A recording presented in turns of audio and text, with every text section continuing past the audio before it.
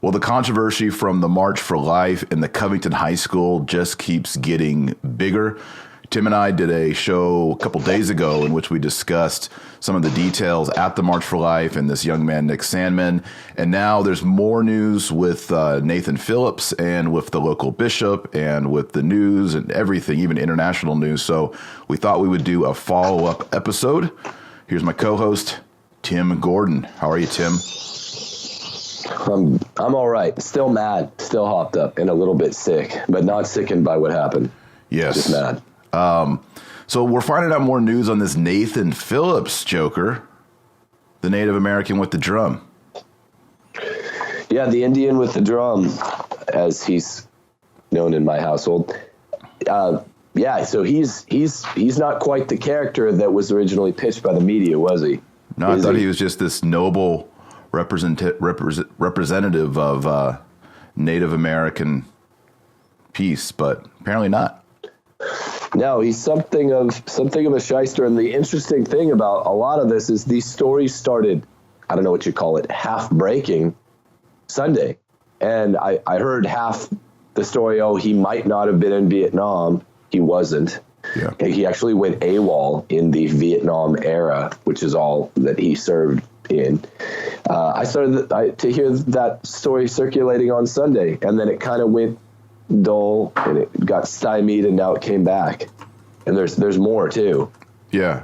And then there's also the story that he was part of this group that interrupted Mass. Right, he was leading the group. Yeah, with his drum.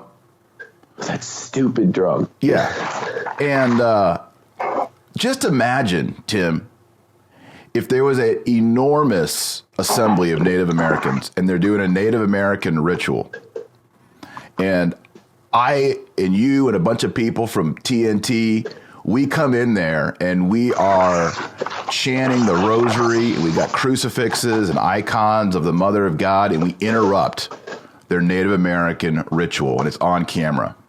What would happen to us? How would the media portray us in that situation? We would go to jail, first off. Right. There would be people outside our houses.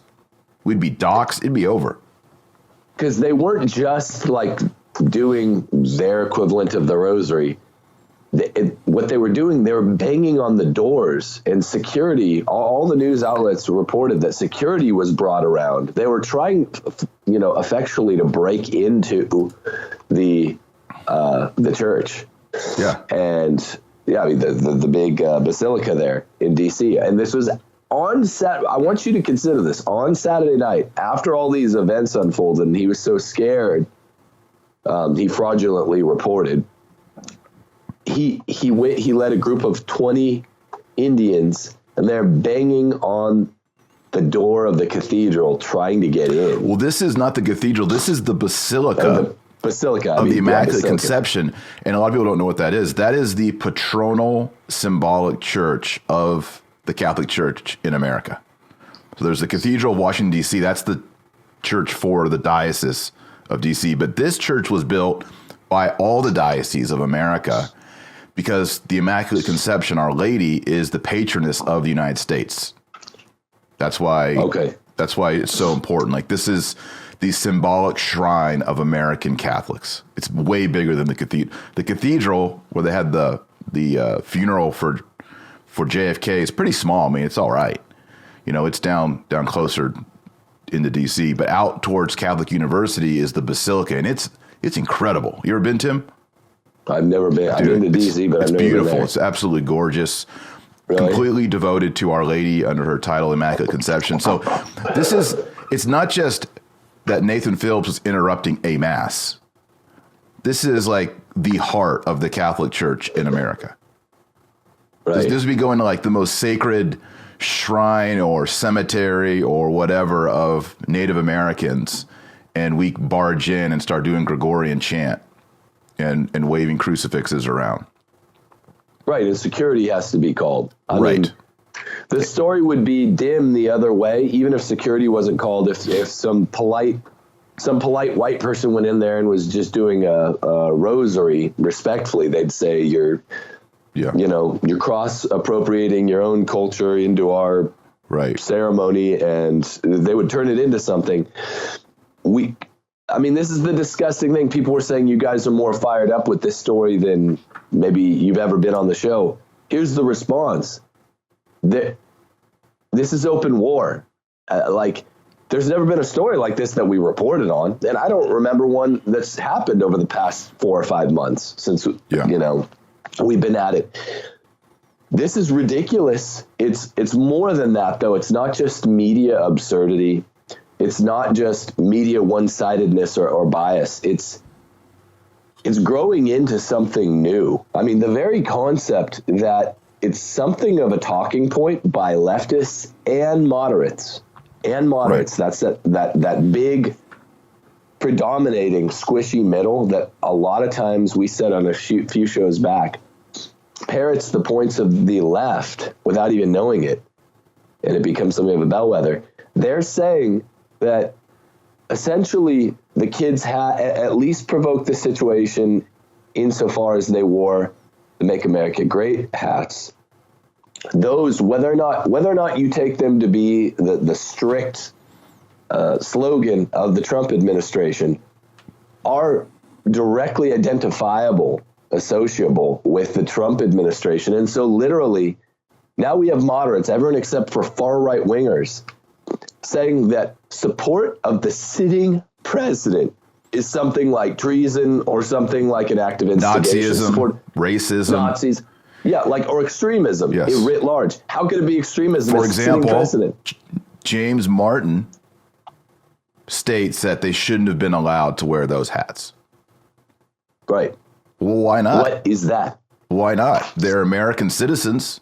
They have freedom of speech. We have a duly elected president in the White House that we voted for, I voted for, who's addressing the March for Life. Yeah, and recognizing it. And so these young men, as Catholics, as Americans, they can wear that on their head. It's no problem whatsoever. Of course, imagine the inverse situation where there's black kids in some sort of rally and they're wearing Obama gear. And not just that, let's say during Obama's administration. During the admin, I'm talking, they won. They get to gloat a little bit. That's how it works, folks. And it's not that the left, who are really, really clever, by the way, we have to, one's a fool to not give props to the guys behind the guys on the left, George Soros and that, because they win and the right wing in America loses. Yeah, we apologize. We apologize. We say sorry. We say, oh yeah, we shouldn't wear our gear. We should be nice. We should concede. We shouldn't be, conceited. They start calling all manner of natural living when you have your guy in the presidency gloating. The left is hungry and driven and makes sacrifices for its goal. Now it's a diabolic goal, and it's lean and fighting and ferocious. The right, I'm calling out conservatives the way Rush Limbaugh has been. Conservative Americans are pathetic. They're toothless. They're gutless, heartless even, not willing to fight, not willing to stick with their people. And this is always the mark of a losing team in sports, when they start turning on each other, get down a little bit instead of saying, okay, we can do this. They start turning on each other. They eat their own. That's what we're saying here on TNT. We're saying you got to rally. No, definitely. But we're not typical American conservatives. Right. Typical American conservatives say you can't fight back. You can never use your fists. They've gone pacifist. Yeah. Meekness is weakness. Yes. Yeah. It's sad that the conservative, the Christian, I would say even especially the Catholic, yes, has identified our Lord Jesus Christ, second person of the Trinity, incarnate Logos, fully God, fully man, as this basically effeminate, weak, almost like a soft teenage woman in a male body. Right. It's almost like a transgender Jesus. It is. And even in some of the pictures and the representations of it. especially in our hymns and in songs, and they go to a Novus Ordo Mass, this trash that's sung, you know? Right. It's at best a Broadway musical song, or it's just this sappy, sentimental feeling song that has no doctrine or dogma in it. And we need to get away from just being nice guys, and we need to go back to being Nicene guys. Right. Exactly. Jesus was, he called a woman a dog. You know, you could do the math. What at the well, the woman's just trying to follow him. He's giving her a little test. Jesus had more prophet in him than priest or king during most of his ministry that I see. Ignorance of scriptures is ignorance of Jesus. For people like Trey Parker and Matt Stone that conceive of Jesus this way, I call it South Park Jesus, right? He's just this ridiculous figure of the American kind of fat, well-fed bourgeois. Right.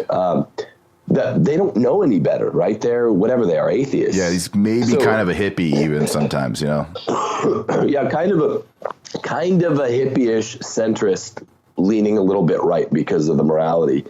That's Trey Parker and Matt Stone's Jesus. They don't know. This is our guy. If you read one page of the New Testament, you never find this stuff. No. Jesus is not a softie. Jesus is a fighter. Jesus fashioned bullwhips and whipped people and called them dogs, called his friend Satan.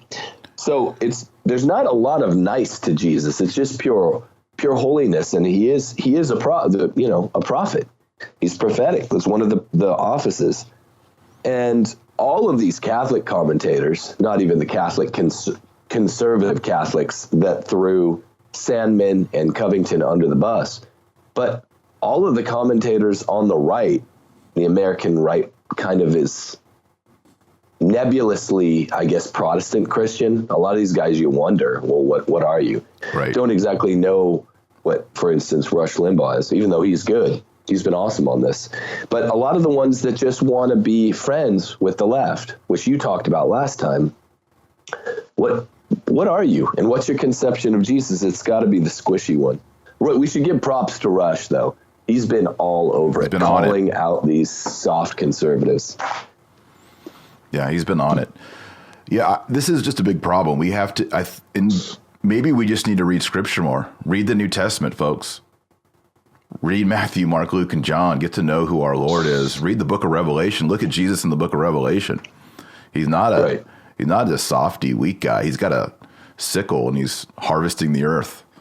It's a military book. Yeah. Yeah. Revelation, he's a military leader. Yeah, he's, God is a warrior, like in the Old Testament. So this is our tradition, people. We fight, like we say before, be the Maccabee. The Maccabean war, that's in our Catholic Bible, not in the Protestant Bible. Those guys said, hey, someone's taken over the temple, screwed up our liturgy, Gentiles, let's go out in the wilderness, form a militia, and come back and retake the whole thing. And they did, even though they're outnumbered. That's our tradition, folks. Right. Not this squishiness. Now, I do want to say there's been a couple bishops who have apologized, and I think we just need to do justice and recognize them. Archbishop Laurie of Baltimore, was it the diocese or him that apologized? I couldn't really tell. It seemed like it was a diocesan press release. By the way, bishops, nobody cares about press releases anymore. It's 2019. It's not 1990 or 85. Right. This is not how you communicate with the world. You don't put breaking. This is not right. You've got to be out there in social media tweeting. Now, one who has been doing that, who also apologized, was Bishop Sticka of Knoxville, Tennessee. I was actually impressed by his apology, and he actually seems to be kind of defending the boys.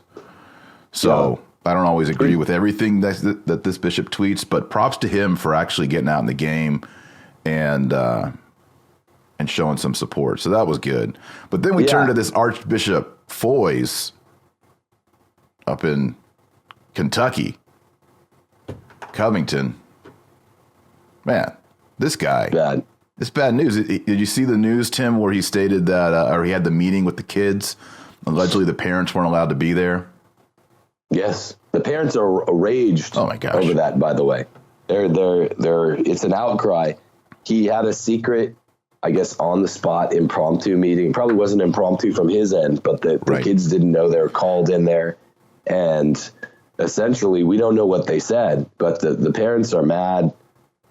Some of the parents had pulled their kids out of confirmation classes. There's something of a standoff between the bishop and his flock there in Covington, and this is, again, a positive development given the circumstances. Yeah, what do you think about the pulling out of confirmation? Well, I mean, you could go to another parish, right? Well, it's the bishop. Could go to another. I mean, technically, bishops do the confirmation, so you got to pull out of the diocese, essentially. You got to pull out of the diocese, I guess. I don't know. I don't know what else. Call him Bishop Filet. Fly him in. Right. Hey, get the slap on the cheek that way. Last time we talked about how, back before they changed the liturgy, when you got confirmed, you got a little slap on the cheek, the alapa, which is like they're coming after you, boy. The world does not like you. You're gonna face hardship in this world as a soldier for Christ. Of course, that was seen as politically incorrect and of course not appropriate, so it's been removed from the liturgy. And I love in the comments, Tim, a lot of our older audience were like, I got slapped, I got the slap, I got the slap. And it kind of seemed that even some people in the early 70s got the slap. It'd be interesting to know when the slap formally stopped in the new rite. We can guess. We can take a guess. It's 70 to 73, 74. Somewhere in there. Yeah, sometime early. Unless you were confirmed in the old rite, like through the fraternity or the society or Filet, one of those guys, you missed out on the slap, folks, and that's just sad. Bring back the slap. This goes back to Christianity not being this effeminate squishiness. It does. When you got confirmed, and the bishop lightly gave you a little. Coming after you, you're my boy. Stick with it. Don't look down. I would be in support of at confirmation telling the confirmee, reading directly from John's gospel, like you're going out into the world, and the world hated me first; it'll hate you. Because, I mean, what sums up this story better than that line from John's gospel? Yep. As per what's happened even yesterday and the day before that, even after the second videotape in Covington broke, the world hates these kids because of Jesus. Like there's an actress out there. I don't want to give her much credit, but she's an SNL writer. Yeah. So we won't use there are children listening, so just be careful with how you read this tweet. She offered coitus, oral coitus, to anyone that punches that MAGA kid in the face. Yeah. And, so you might say, well, he's suffering on behalf of the president. But, Kathy Griffin has doubled down saying that she's so upset. Or no, maybe it's that actress. I can't remember who it is. But they're all out in droves, and they're saying, well, at the very least, he's marching against women's rights, right. Against which is what it's all about. Which is what it's about underneath everything. They don't like the MAGA stuff at all. I'm not saying that's just a cover, but at the end of the day, they know that this is why people think about this. This is why you only hear these tepid unapologies, halfway apologies from the dioceses and the kind of center people. The left never doubted that this is an enemy, that public enemy number one is Covington High and these kids, Nick Sandman and co. Why? Because he's wearing a MAGA hat, he's white, he's male, and more than anything, he is marching against the so-called right of a woman to slaughter her unborn. So from their perspective, and the left doesn't ever give these weak apologies, which is why a bunch of them aren't. They have their guy. They're looking for the best angle to brainwash that squishy 80% in the middle. That's what happens now. They run the entertainment media, they run the news media, especially from where I'm at, 100 miles south in LA. They run all this in the country. The only reason they're looking for a story, they already know the moral of the story. Right? They're just looking for the right narrative. So the moral shapes the narrative instead of the other way around. They already know where they're going to go with it. They need the best, most winsome story to brainwash the the brainwashable, the 80%. Yeah. That's what I see here. Yeah. This has always been about abortion. From the day this story broke, I was like, they're going after him because it's a march for life. It wouldn't be a story if they were just some kids walking around the mall and a guy drummed in their face. It's That's right. only a story because they are at the March for Life and they're a Catholic high school. That's right. That's exactly right. The story disappears if you remove that circumstance. So this is about abortion, people. A lot of people are like, well, this is about, white kids. And that's all true too, right? The liberals have rolled it all into one big burrito. But this is about abortion. And my wife was saying to me, she's like, do you think they're prepping to fight against when Ginsburg has to go from the Supreme Court? Trump's going to appoint a woman.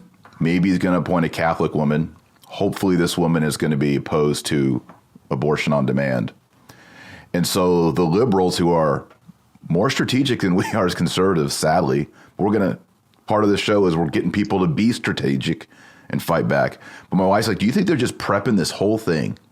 Because in a couple months, Ginsburg's going to go, and it's going to be another enormous war over Supreme Court justice. And they want to go ahead and let everybody know these white, middle America, Kentucky type Catholics are just smirking. They're just pompous fools who don't care about women, don't care about the poor, don't care about babies. They're just mean people who hate Native Americans. Don't you appoint them to the Supreme Court? Right.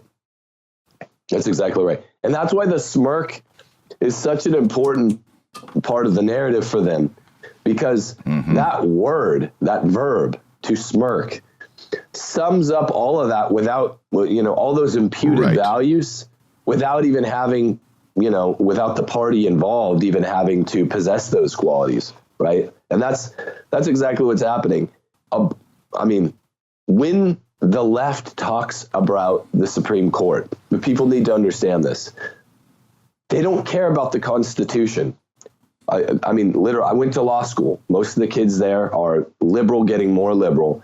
They have no interest in it. I was like the only guy plus 3 that I met that were interested in studying the Constitution at law school. They thought Con Law 1, Con Law 2 were a drag.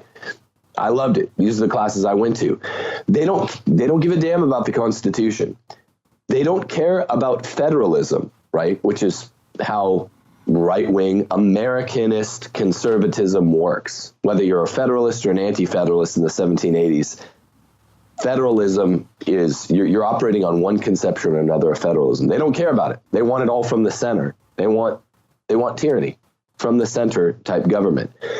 So they don't care about these things when the left, the popular left, the media left, says Supreme Court, SCOTUS.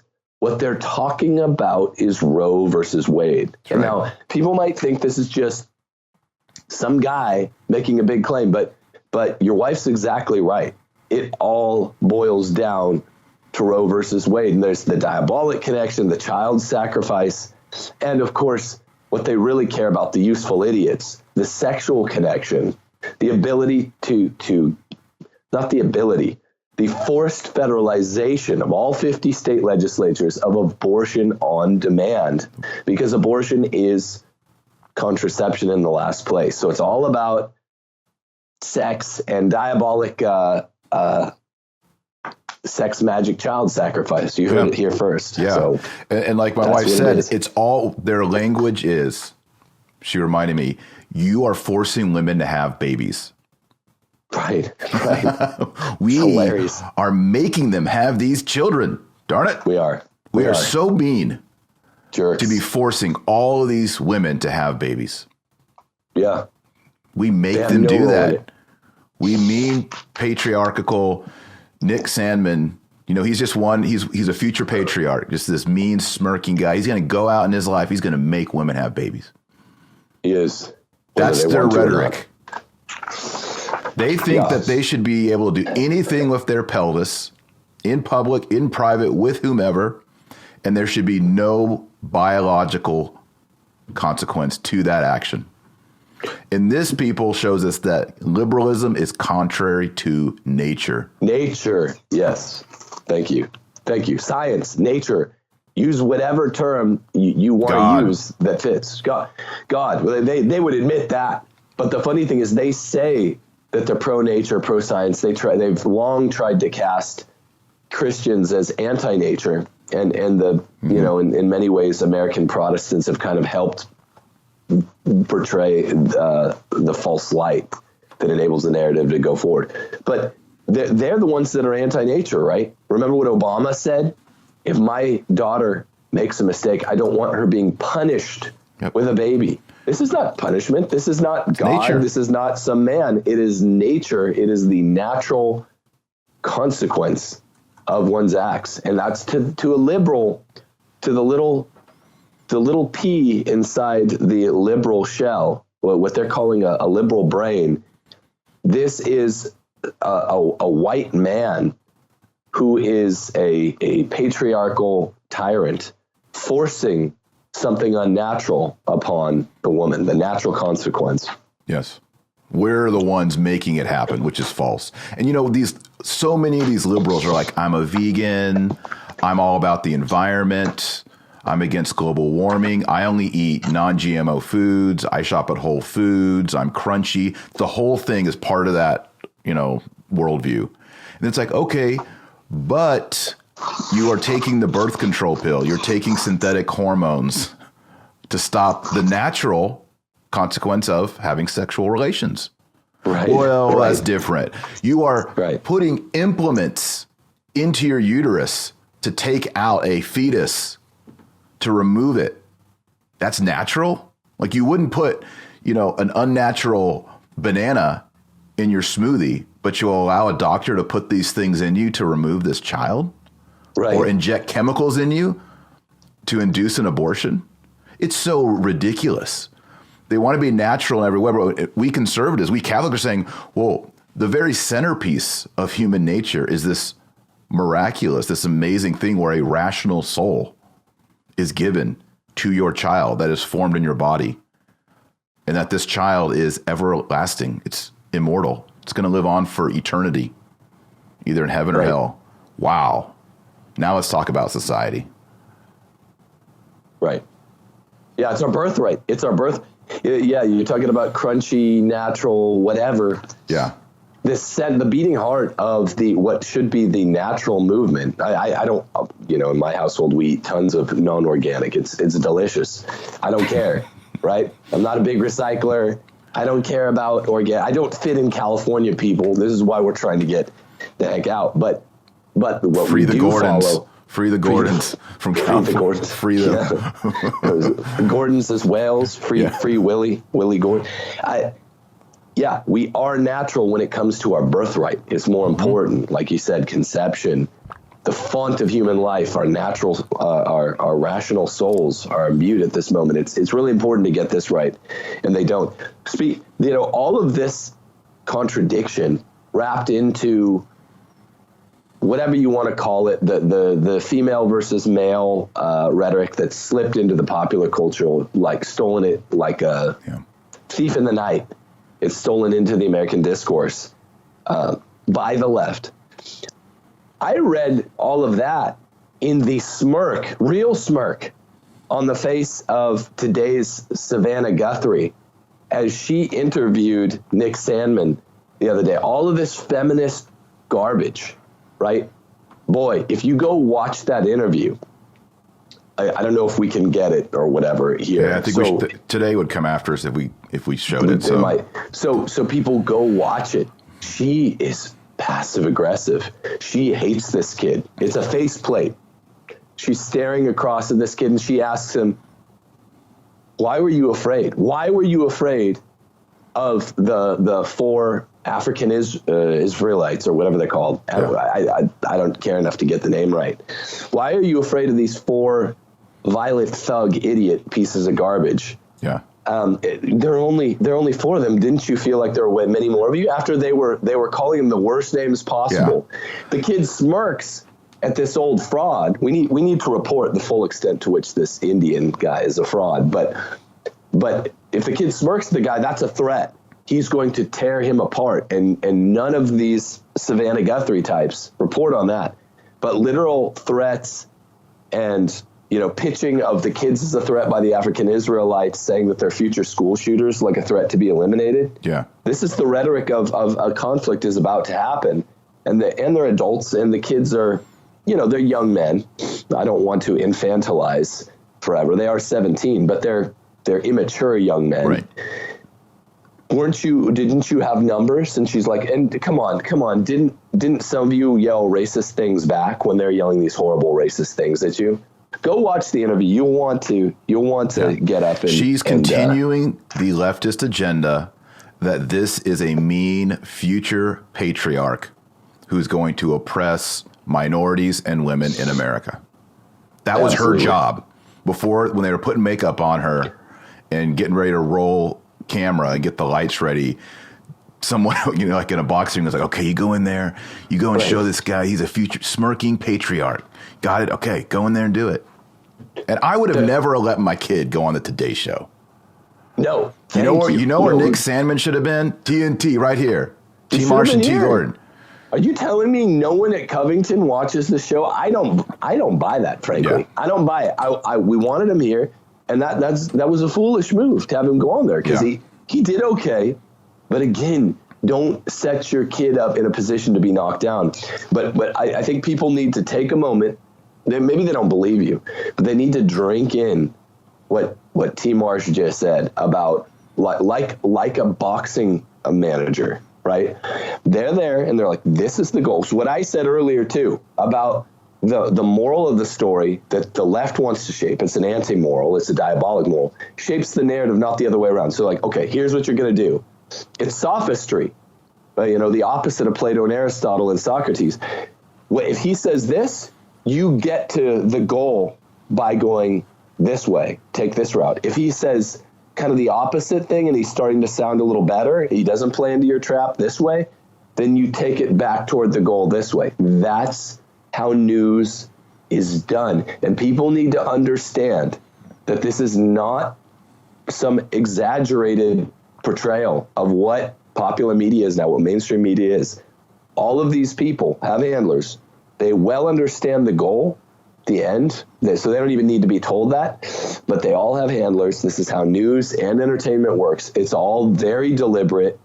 It's not an accidental force in the background. They're going for a discrete, specific goal. Yes. And if you don't believe that, you will continue to be a soppy, pathetic conservative, right. Without teeth.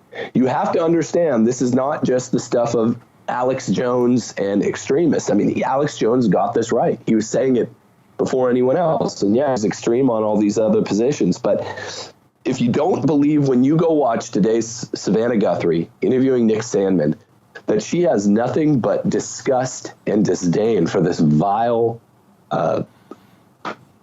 Trump kid and Catholic, then you're a fool. I don't know what to do. You're lost. Yeah. If this whole story doesn't do it for you people, where you want it, you're ready, almost like, I don't know what I want to say. Almost like a 1776 moment where people are getting tired of it.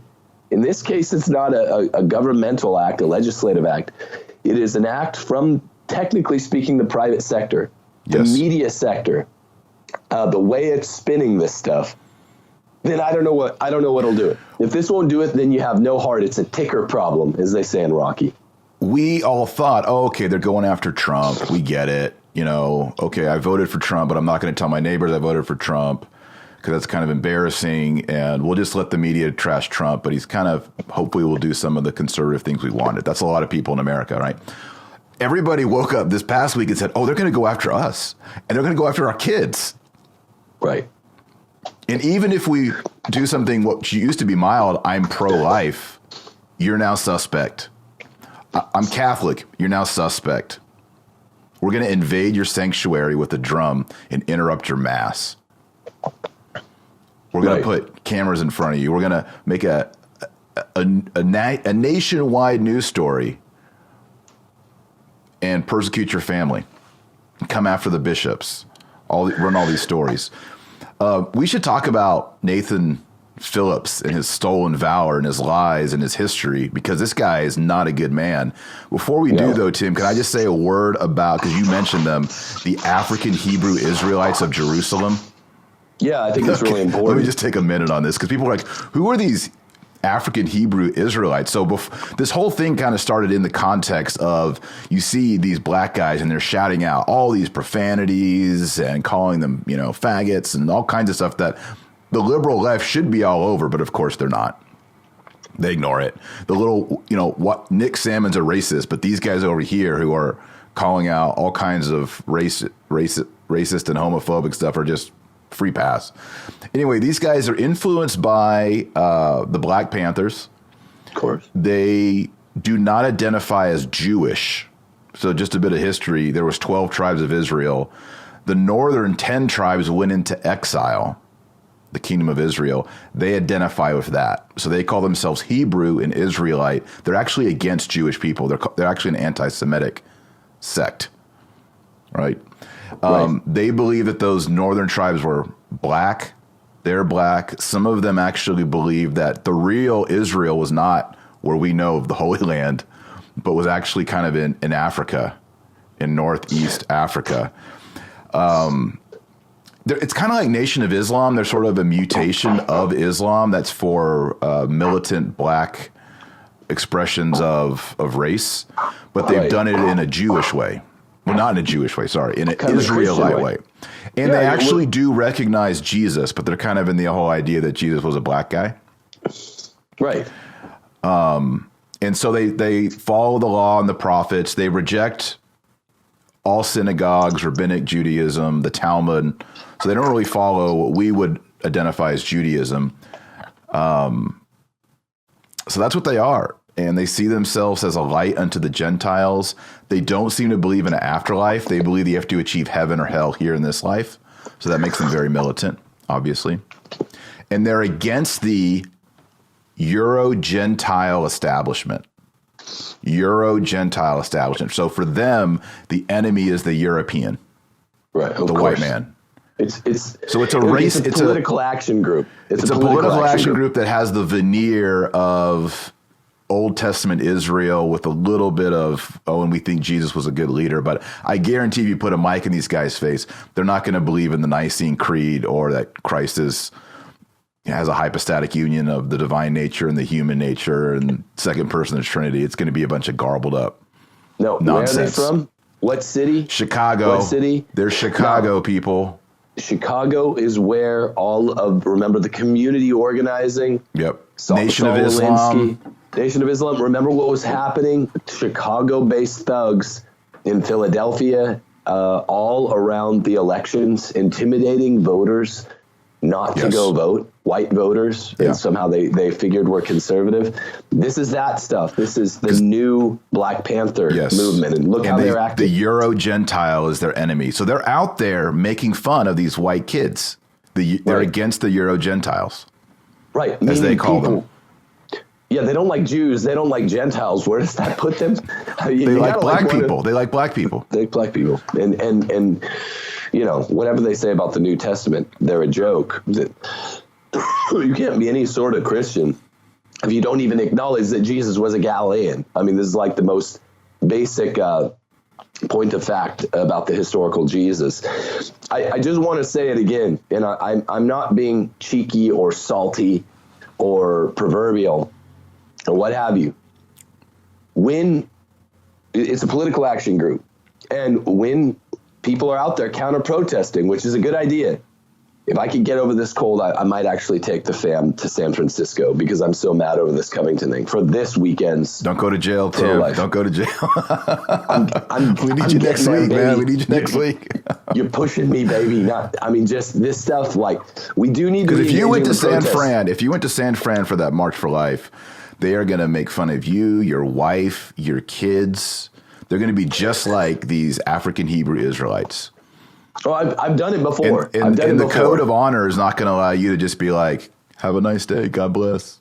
Yeah, right. Well, isn't that what Christians do? Yeah. Like, no, I mean, look, there are some ways of avoiding it all. I've yet to say. But if I go, maybe you could do like a little quick check-in TNT episode, and I could just show you some of the freaks that are out there. They're freakier than at the DC one. Well, we can talk about that after. It's San Francisco for sure. It's wild. It's a wild scene. I don't know. I'm nervous, Tim. I know you, and I just you're going to be in jail. You're going to be in handcuffs. Yeah. That's what Steph and I were talking about last night. But look, what I'm saying is not going to instill confidence, but people, when they're in the situation, now before I'm in the decision-making process, but when you're in this situation and you see a bunch of kids getting picked on by a Black Panthers racist scumbag political action group, you have to act, people. You can't just feed the kids to the dogs. And sometimes, I'm sorry to say, the new pacifists, used to be a leftist thing, are now these right-wing sissies out there that say, oh, well, whatever. No, you got to defend these. They're young men. I don't like the infantilization of 16, 17-year-olds. They are young adults, but they don't know what the hell they're doing. You got to act. And this is why. How awesome would it have been, Tim, if you and I were there as like the chaperone and we just went into a full dialogue, debate with the African Israelites? I would have been all over it. I would have been of course, theological debate. Let's do it right here. Turn on the video cameras. Let's make it happen. It would have been awesome. It would have been awesome. Here's the thing. The left does not want to debate. Political action groups do not want to. I mean, maybe you could have them do it. Some of the kind of outliers on the left actually try to do it, but then their handlers get them and they're like, you're not understanding something. We are not about ideas. We didn't hire you for your mind. Yeah. We did not hire you for your mind. What did Marx say to Hegel? Hegel's mistake was that he tried to understand the world. The goal is to change it. That's these people. They know they lose on ideas. This is one thing Milo Yiannopoulos would always say that I think is dead on, is that conservative kids want to turn everything in the streets into debate club. I like the idea of going and engaging and saying, look, we can have this debate peaceably. Jesus was a Nazarene. Smoke them. And we could. I just am skeptical. Maybe it would begin that way. Maybe the guys keep it there. But they're interested in the escalation, I think. Yeah. I mean, look at what Nate... They would provoke. They would provoke. But I like the seed. I like the idea of you and I being there and we could have felt it out. But, I mean, look at even Nathan Phillips. You wanted to bring it around to him. Yeah. Look at even his behavior in the face of the kid. Right? You see spit coming out of his mouth. His face is here. He's yelling. You were kind of mocking me saying the drum's not a weapon. You thought I was taking it to a litigious thing. I was just saying when a man is in the face of another man and you have a striking object like this and you're doing it close. Let's pretend our faces are really as close as they look on the split screen here, right? I'm doing this. I mean, look at this. It has all of the imagery and all of these spatial particulars of striking the kid. And I watched the video 20 times and it's just really close. And he's yelling. And when he's doing his little war cry or whatever he thinks is so dope, that he's seen on 100 movies. So he's been in a bunch of movies and music spots. You can tell he really thinks this is cool, whatever it is. He looks like an idiot, but he thinks that he looks really cool. And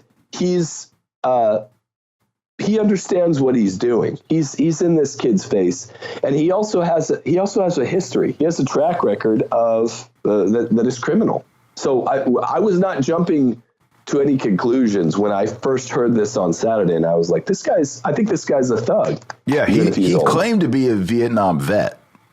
That's false.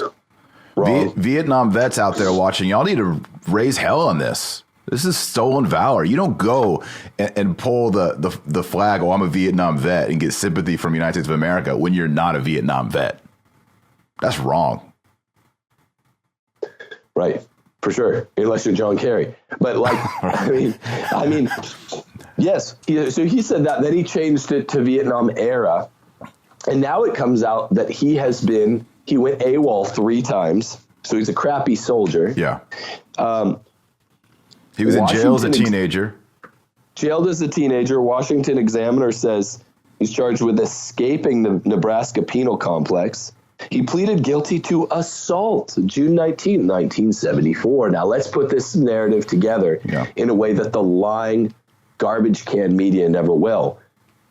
This is everything I was saying. This guy, I was saying it in my home. I wasn't saying it on our last show. This guy has all the trappings of an assaulter. And that's where I was going with the drums. He knew what he was doing. He was very comfortable in that kid's face.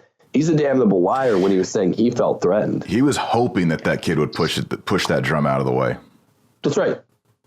As all assaulters do, as all abusive husbands do. Oh, right. What'd you do? Like to a little 100-pound woman. Yeah. He was also charged. Go ahead. He was 19 and he escaped the Nebraska penal complex. So here's Nick Sandmann, good kid, out peacefully as an American wearing his MAGA hat at a pro-life march. Meanwhile, close to that same age, Phillips is in jail as a teenager, escaping the Nebraska penal complex. Yes. Yeah, but he's the hero. He's the leftist hero. He's the poor Native American who got smirked at.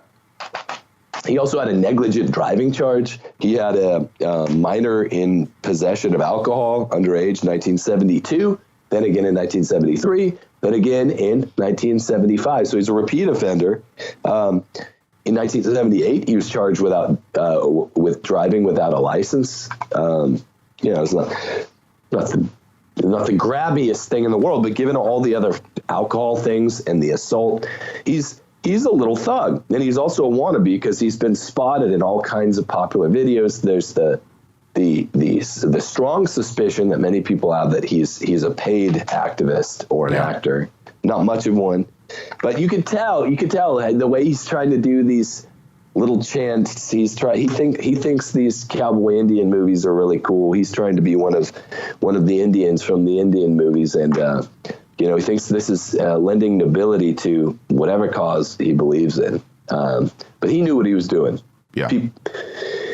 So I don't know. You got a definite starkening of the sides. There's a definite left here, a definite right.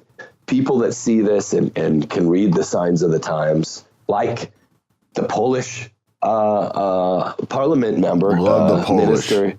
His name is Dominik Tarczynski, of course member it of is. Polish parliament. Of course, is Tarczynski. He says, "I'd love to invite you, Nick Sandmann, to the Polish parliament.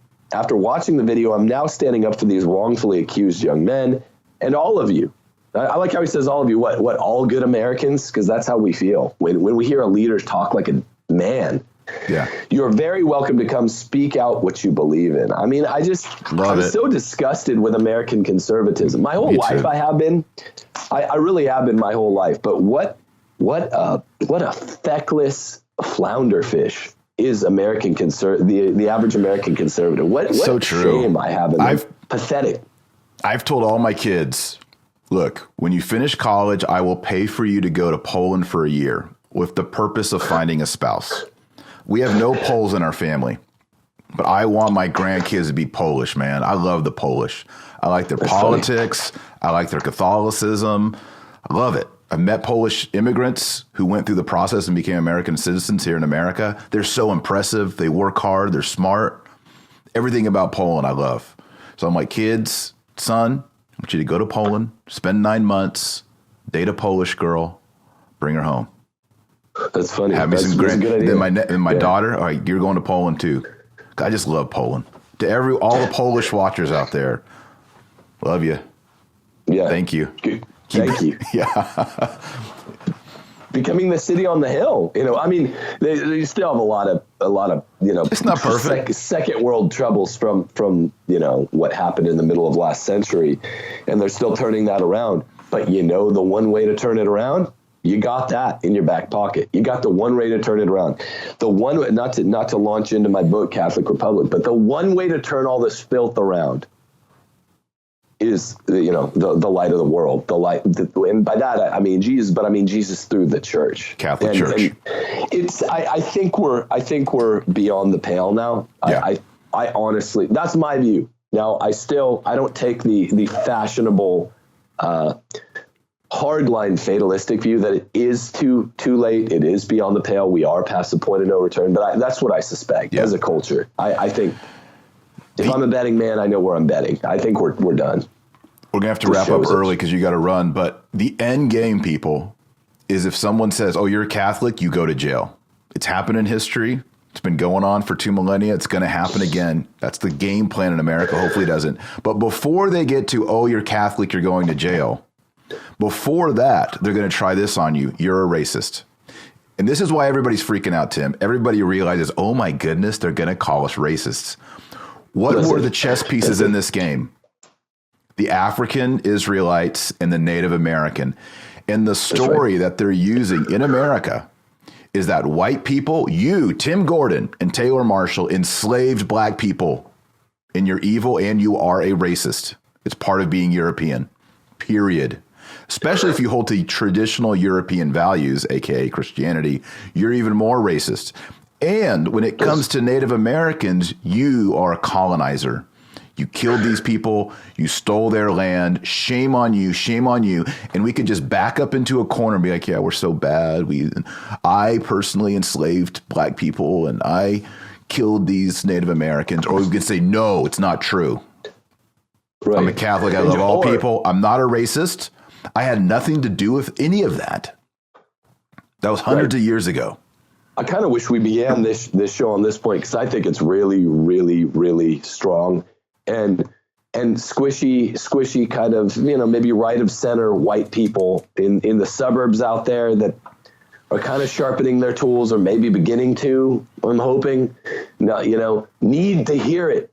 Like, yes, here's the thing. If someone accuses you of being a blue colored alien, what do? Do you sit there and do you spend 20 minutes dissertationing on you're not a blue-colored alien?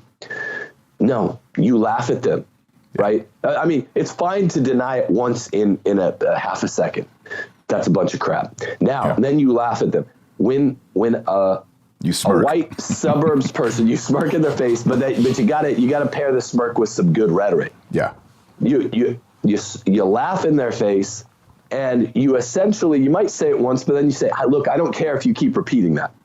Because the left knows that the average 15 pounds overweight, kind of right of center guy in the suburbs is not the sharpest, tool in the shed. He's not a right-wing revolutionary. He's not Jefferson and James Madison writing the Kentucky and the Virginia resolutions that are lean, hungry. They're right-wing revolutionaries, which is what we need, right? They know that these guys aren't racist. These guys would be, trembling in their boots if anyone thought they were racist, and that's why they're imposing it. So the main thing to do is say, okay, I put it out there once. Race and color matter nothing to me. Creed matters a little more. We'll have a dialogue on that in a second. But you can keep calling me things. But I'm going to make fun of this Indian guy, not because he's Indian, but because he's a scumbag. And I'm going to knock him out. That's the thing. I'm going to knock him out. Get your drum out of my face. Yeah. And these 4 scumbags over here, these Black Panthers, rebooted Black Panthers, I'm going to knock them out. It has nothing to do with, and I'm going to quit saying after this that it has nothing to do with race. But they're my enemy. People need to identify their enemy, like Sun Tzu said. You got to know your enemy, and you got to fight your enemy. Right. And they're not our enemy, like you said, over race. They're our enemy because they want us to go to jail. And worse, they want to kill us. They want to silence us. They want to kill us. They want us to not have our natural rights of property. Right. They want to have us to be parted from our natural right of the liberty, particularly of conscience, religion. These are the enemy. Of course, it has nothing to do with race. For them, it does, because they say you are what they call Euro-Gentile complex. They want to destroy so for them, it is about race. For us, it's not. We have to hit that point strong. This is why all the people that came out, the middle people that came out worried about the race issue are fools, pitiable fools. The left is obsessed with its racism. Hitler, famous, probably the most famous leftist of the 20th century, right? Most famous socialist of the 20th century, imposed the precise rhetoric of today's left. He identified a racial group, and he said, this racial group has a position of privilege over you. Who is he talking about? The banker class of Jews. The banker class. This racial group is in a position of privilege. But the Jews are white people. You heard it here first, right? The Jews to Hitler are white people in modern socialist. It's basically international socialism instead of national socialism. But Hitler identified the Jews. This left group identifies white Christians, and you know it got ugly from there. They want to take it the exact same direction. First, they silence you. And then, they don't want you even to be able to smile. Yes. Hitler tried to make it illegal for Jews to remain in their home. That's quite a breach. These thugs that we need to fight them intellectually, but that doesn't work. It's going to end up getting uglier than that. And people have to ready themselves for a real actual fight. Hopefully it's not an armed conflict, right. But they want to stop a kid from smiling and holding his ground. They're saying he shouldn't have held his, even with all the fake apologies, the apologies out there, they're saying he shouldn't have held his ground. Yeah. Do you realize that? Yeah, they're saying he should have given away to the African Israelites and to the Native American drum man. It makes me enraged. Maybe people can tell. You got to fight. Yep. So, and the best way we fight, as we always say, we're not always saying that you got to put on some boxing gloves. The main way that we fight primarily is a spiritual battle. The Battle of Lepanto was won because Europe was on their knees praying the rosary. So, as we always finish the show, you need to pray the rosary, people, every single day. If you're not doing 5 decades a day, you're wrong. That's good. You're not doing your job. If you're not doing 5 decades a day and you're watching TNT, you're just not with us. You're not in the battle, right? We've got to be taking up the spiritual arms. And the easiest, simplest, most powerful way to do that is the Holy Rosary. So pray the Rosary every day, at least 5 decades, as was stated in Fatima. We've done, how many hours have we done on Fatima, Tim? 10 hours? No, 15. We've done 15 hours on the message of Fatima. So we got to get into that. Akita. And Akita. Yeah. And we've got to know our faith. We've got to know our intellectual tradition, right? And we've got to have some virtue. We've got some fortitude, people, to not back down. And we got to teach that to our kids, too. So that's all I got to say. You want to add anything? Yeah, 2 points of clarity. One, yes, always the spiritual combat is ontologically first. The reason I was giving a seeming chronological priority a bit ago to the actual fight. It's not always just a metaphor. Like they say about jihad. You can declare jihad on smoking, but in the first place, jihad is actually a struggle. Spiritual combat's number one. This is where we live or die ultimately. So you got to be doing that stuff. Taylor's right. But also it sometimes involves making the wit. Right. It sometimes involves a non-proverbial struggle. That's all I'm saying. We seem to be there. I'm not being over specific here, but this Covington thing is a moment. It's a shot across the bow, and people have to take it that way. Point of clarity number 2, I meant to do this at the very beginning. I called Laura Keener in the diocese. They're still having diocesan troubles. They had a suspicious package, and they canceled all activities yesterday in the diocese. Laura Keener, I called her principal. She's a diocesan rep. I don't know if this is superintendent or what, or a hired consultant. They're being vague with what she is, so it wasn't all my fault. But I called her principal. She's not. Robert Rowe is the principal of the school, and we're getting some stories that he is being supportive. We also got one story, a direct account by the parents, that Bishop Foy's was being good to them and the kids, but we're getting crosswise information. So it's become a sinkhole, an informational sinkhole. But I wanted to say Laura Keener is diocesan rep. And that's all I got. Good clarification. So, all right. Well, folks, if you like these videos, please hit the like button. And of course, hit that subscribe button so you get more good videos from TNT, Taylor Marshall, Tim Gordon. And I pray for all you guys every night when I pray my rosary. Pray for us. Pray that we're protected. And let's have virtue. Let's know our faith. Let's pray the rosary. And let's not let them win. All right. Ditto. God bless. Signing out.